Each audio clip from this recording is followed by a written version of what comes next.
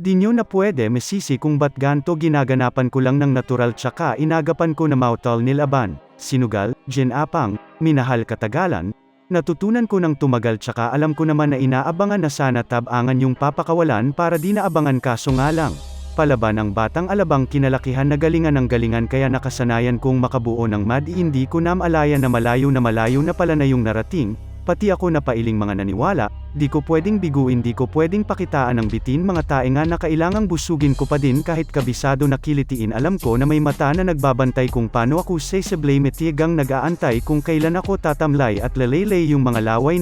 na makita ako na mahina, umay naman ay rangalay na manghila kasi nga walang pinakitang hindi pamatay. Noong napasarap mag-rap, ang daming nagbago mula noong kilalanin ng tao daming nagtulak sakin palaging maging ganado palaging plakado. Pag gumalaw, palaging planado daming pasabog kailangan pag malawak ang sakop ikaw din ang talo sa laban pag nabalot ng takot kung san ka aabot, hakutin lahat ng mahahakot yung dami ng pagod ay may sukli pag di ka mademo at kung hindi ko tayo naga, baka nauwi na sa wala ganito pala to kalala, kita mo naman ang napala paano kung hindi ko ginawa.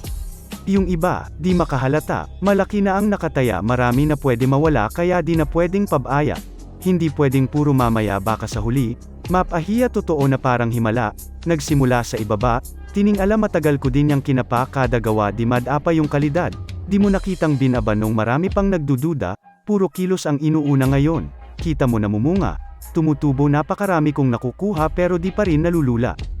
Tas sa ugali, wala pa ring binago tao pa rin pag humaharap sa tao pero pag usapang rap, paiba-iba ko literal na may bago kang aabangan sa tuwing may ilalabas na bago yun ang ginawang pambawi sa nakikinig palagi para mas lalo sila ganahan. Di yung mga bago ko hanapin yung iba naman, nabababawan pero di na para atupagin di kasi nila maunawaan na yung bulsa ko, pinapalalim kahit papaano naman. Naganapan ko paunti-unti gumalaw ng pino, hindi maitatangging iba din ang laking munti tila may anteng-anteng sa galing, himala yung kuting ay naging kambing sa dami ng hinain na putahe, pwedeng akalaing malaking kantin yung iba, nakahalata na sa pangalan at plaka nagiging malala bigla lalo pag pabaliktad na binasa, wolf. Pag gumagawa, ginagawa, magagawa, maiba lang ang lasa para maipakita ko din na din ako gumagawa ng basta-basta ngayon, lalo pang nananabik kasi mayroon ang bumabalik gagawin ko pa rin ang gagawin ngayon, san pa kaya ako nito dadalhin? Subok